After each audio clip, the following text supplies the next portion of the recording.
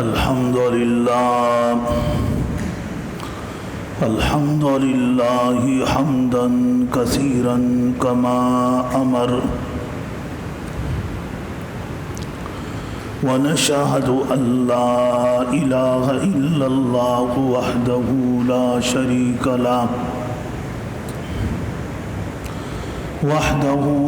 شريك له في الخلق والأمر إرغاما لمن جحد به وكفر ونشهد أن سيدنا وسندنا ومولانا محمدا عبده ورسوله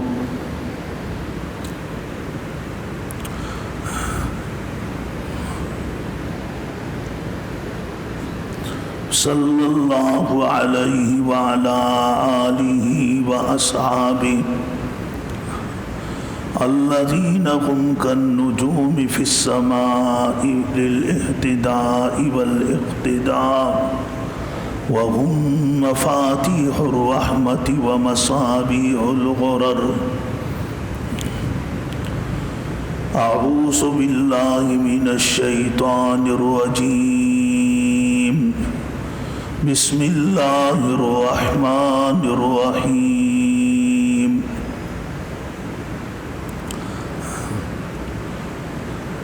أما بعد فأعوذ بالله من الشيطان الرجيم. بسم الله الرحمن الرحيم. إن ينصركم الله فلا غالب لكم وَإِن يَخْذُلْكُمْ فَمَنْ ذَا الَّذِي يَنْصُرُكُمْ مِنْ بَعْدِهِ وَعَلَى اللَّهِ فَلْيَتَوَكَّلِ الْمُؤْمِنُونَ. صدقت یا رب العالمین.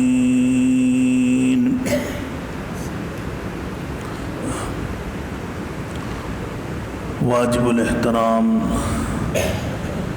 گرامی قدر معزز حاضرین محفل، السلام علیکم ورحمۃ اللہ وبرکاتہ.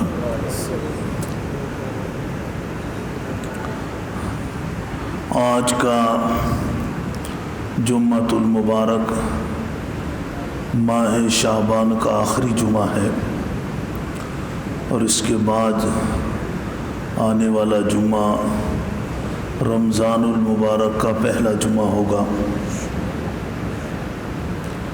چند دنوں کے بعد انشاءاللہ رمضان المبارک کی آمد ہوگی.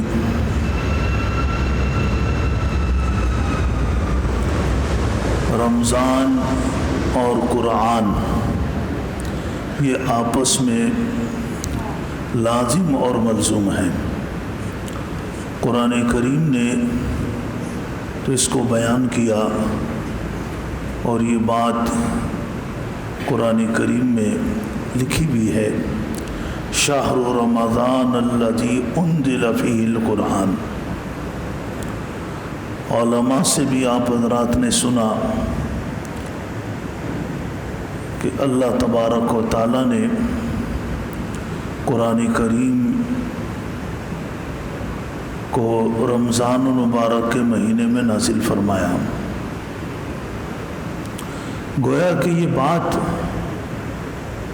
پہلے قرآن کریم کی اور کتابوں کی بات تھی، لیکن اب آپ حضرات اس بات کا تجربہ کر رہے ہیں، اپنی آنکھوں سے دیکھ رہے ہیں کہ جیسے ہی رمضان المبارک کا چاند نکلتا ہے، رمضان المبارک کا چاند طلوع ہوتا ہے، تو کرۂ ارض پر قرآن کریم کی گونج شروع ہو جاتی ہے. صرف پاکستان میں نہیں، کرۂ ارض پر پوری دنیا میں قرآن کریم گونجنے لگتا ہے. پوری دنیا میں تورات کا کوئی حافظ آپ کو نہیں نظر آئے گا. بائبل کا کوئی حافظ نہیں، افلاطون کے فلسفے کا کوئی حافظ نہیں، ابو علی سینا کے فلسفے کا کوئی حافظ نہیں، لیکن رحمت للعالمین صلی اللہ علیہ وسلم کے قلب اطہر پر اترنے والی کتاب قرآن کریم کے کروڑوں حافظ آپ کو نظر آتے ہیں۔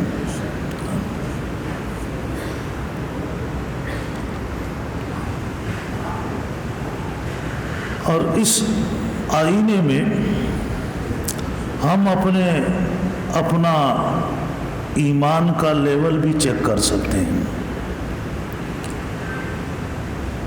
بہت سے ساتھی ابھی رمضان المبارک شروع نہیں ہوا ہے لیکن مل رہے ہیں اور خوش ہو رہے ہیں کہ انشاءاللہ اس سال بھی ہم تراویح میں گزشتہ سالوں کی طرح قرآن کریم سن کر لطف اندوز ہوں گے، ہمارا دل بہار ہوگا۔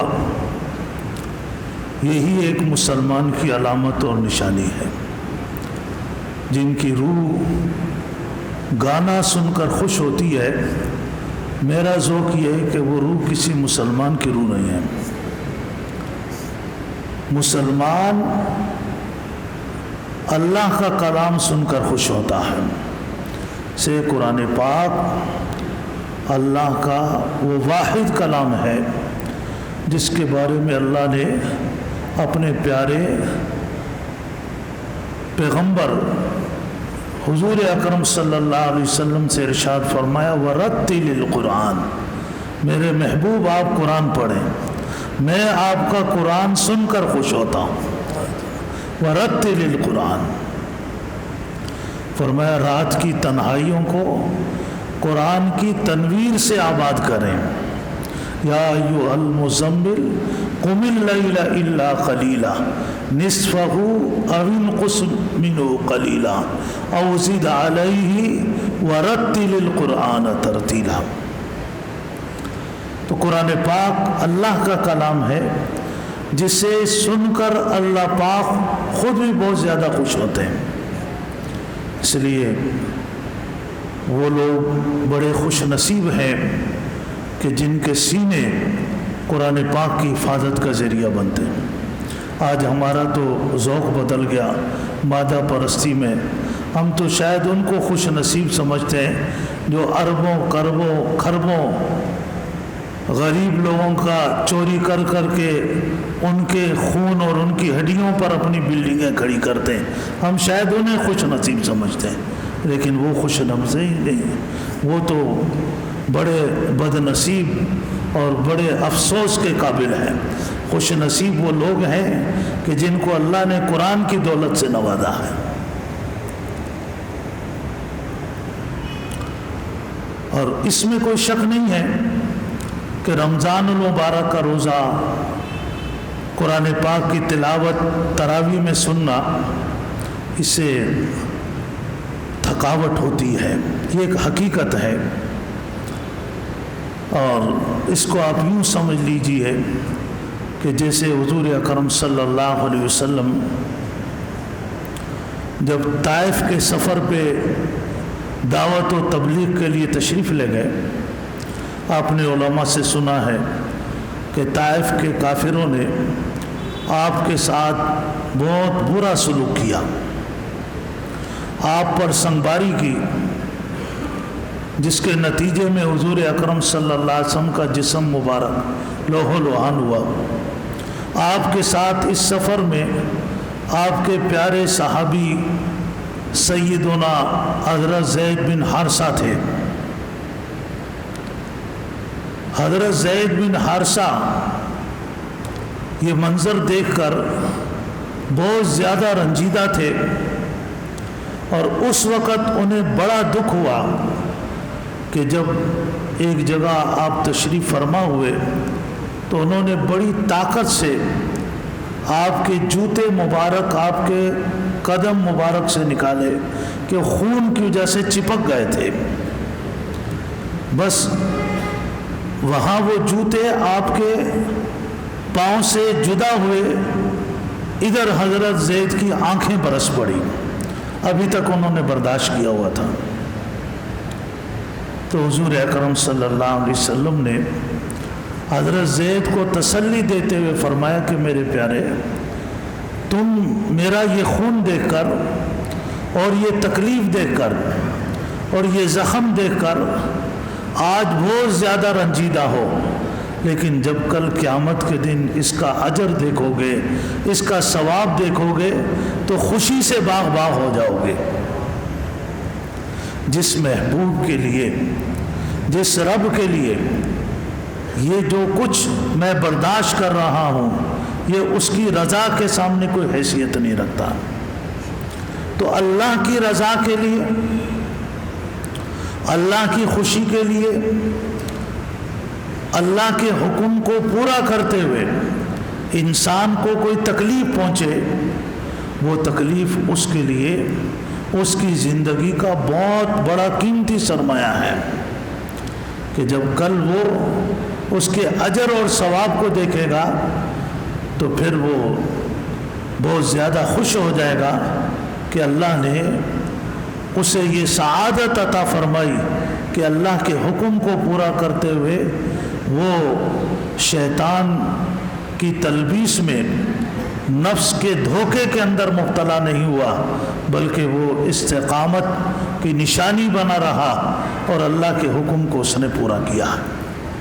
تو یہ رمضان المبارک کے روزے اور رمضان میں تراویح میں قرآن کریم کو سننا، یہ سعادت 1 سال کے بعد نصیب ہوتی ہے، اور سال کا عرصہ کوئی معمولی عرصہ نہیں، بڑا طویل عرصہ ہے۔ آپ دیکھیں کہ اب تو آپ کے سامنے اموات کتنی کثرت سے ہو رہی ہے۔ پہلے کوئی 6 مہینے میں، 5 مہینے میں، 4 مہینے میں کوئی جنازہ آتا تھا، اب تو آپ ہر دن میں کبھی 2 جنازے ورنہ دوسرے دن آپ دیکھ رہے ہیں۔ تو سال میں تو کتنی اموات واقع ہوتی ہے، کس کو کیا پتا کہ آئندہ سال ہمیں یہ سعادت نصیب ہوگی یا نہیں ہوگی۔ اب آپ دیکھیں کہ گزشتہ سال جو ہمارے ساتھ ہمارے مسجد کے نمازی تھے تو ان میں سے کتنے جو ہے وہ اللہ کو پیارے ہو گئے، چلے گئے، جو اس وقت اس دنیا کے اندر نہیں رہے۔ تو اللہ نے ابھی یہ موقع ہمیں اللہ عطا فرمائے چند دنوں کے بعد، تو یہ سال کے بعد ملنے والی سعادت ہے۔ اس سعادت پر اللہ کا شکر ادا کرے انسان اور اللہ سے مدد مانگے کہ اللہ پاک اس کے لیے رمضان کے روزے کو، رات کی تراویح کو آسان فرمائے، کہ حضور اکرم صلی اللہ علیہ وسلم کی منشا بھی یہ ہے اور آپ نے اس بات کی ترغیب بھی دی۔ ارشاد فرمایا من قام رمضان ایمانا و احتسابا غفر له ما تقدم من ذنبه، کہ جو رمضان کے مہینے میں رات کو قیام کرتا ہے، تراویح پڑھتا ہے، ثواب کی نیت سے پڑھتا ہے، اللہ کو راضی کرنے کے لیے، اللہ کو خوش کرنے کے لیے تراویح پڑھتا ہے، اور اس کا اللہ کی ذات پر عطا کرنے والا جو اللہ نے اجر دینا ہے اس کے اوپر پورا یقین ہے۔ فرمایا کہ اس یقین اور اس جد و جہد کے نتیجے میں اللہ پاک اس کے سابقہ تمام گناہوں کو معاف فرما دیں گے۔ اسی طرح روزے کی آپ نے ترغیب دی، من صام رمضان ایمانا و احتسابا غفر له ما تقدم من ذنبه، اور اس انسان کو انتہائی شقی اور بدبخت اور ہلاک اور برباد قرار دیا گیا کہ جس کی زندگی میں رمضان المبارک کا مہینہ آئے جس میں اللہ کی رحمت بارش کے قطروں سے بھی زیادہ برس رہی ہوتی ہے، لیکن وہ اس کے باوجود اللہ کی رحمت سے محروم رہے اور اللہ کی رحمت کا کوئی حصہ اسے نہ ملے۔ حضور اکرم صلی اللہ علیہ وسلم نے ایسے شخص کو اس کائنات کا سب سے زیادہ شقی اور بدبخت قرار دیا۔ صحابہ کرام فرماتے ہیں کہ ایک مرتبہ حضور اکرم صلی اللہ علیہ وسلم اپنے معمول کے مطابق ممبر پر تشریف لے جا رہے تھے، جو لکڑی کا ممبر مسجد نبوی کے اندر ابھی بھی رکھا ہوا ہے۔ اس ممبر پہ آپ جب چڑھنے لگے، پہلی سیڑھی پہ آپ نے پاؤں رکھا تو فرمایا آمین، پھر دوسری سیڑھی پہ آپ نے پاؤں رکھا، فرمایا آمین، پھر تیسری سیڑھی پہ پاؤں رکھا، فرمایا آمین۔ حضور اکرم صلی اللہ علیہ وسلم کا کوئی عمل، کوئی جملہ صحابہ کے یہاں کوئی ایسا نہیں تھا کہ جس کے بارے میں وہ تشویش میں نہ پڑیں اور اس کی معلومات نہ کریں۔ تو یہ آپ کا خلاف عمل ایک جملہ، یہ کبھی بھی ایسا نہیں ہوا کہ مسجد نبوی میں سیڑھی پر چڑھتے ہوئے آپ نے آمین فرمایا ہو۔ کہ یہ صحابہ نے آپ سے اس کے بعد جب آپ خطاب سے فارغ ہوئے تو آپ سے پوچھا، اللہ کے رسول آج خلاف معمول یہ 3 مرتبہ آمین ہم نے آپ سے سنی ہے، اس کی کیا وجہ تھی؟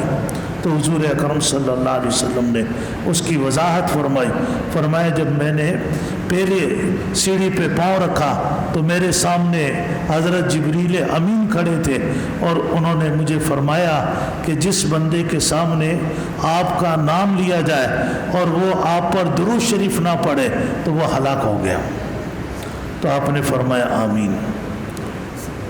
پھر دوسری سیڑھی پر فرمایا جب میں نے پاؤں رکھا تو حضرت جبریل نے فرمایا کہ جس بندے کے سامنے اس کے ماں باپ میں سے کوئی زندہ ہو اور وہ اپنے ماں باپ میں سے کسی کو زندہ پائے، ان کی خدمت کر کے وہ اللہ کی رحمت کا مستحق اپنے آپ کو نہ بنائے، جنت حاصل نہ کر سکے تو وہ ہلاک اور برباد ہو گیا۔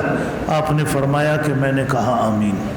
پھر تیسری سیڑھی پہ جب پاؤں رکھا تو فرمایا کہ حضرت جبریل تھے اور انہوں نے کہا کہ جو بندہ اپنی زندگی میں رمضان المبارک کا مہینہ پائے اور پھر اس مہینے میں عبادت کر کے رمضان کے روزے رکھ کے تراویح پڑھ کے جنت حاصل نہ کر سکا اور اپنے آپ کو اللہ کی رحمت کا مستحق نہ بنا سکا تو ہلاک اور برباد ہو گیا۔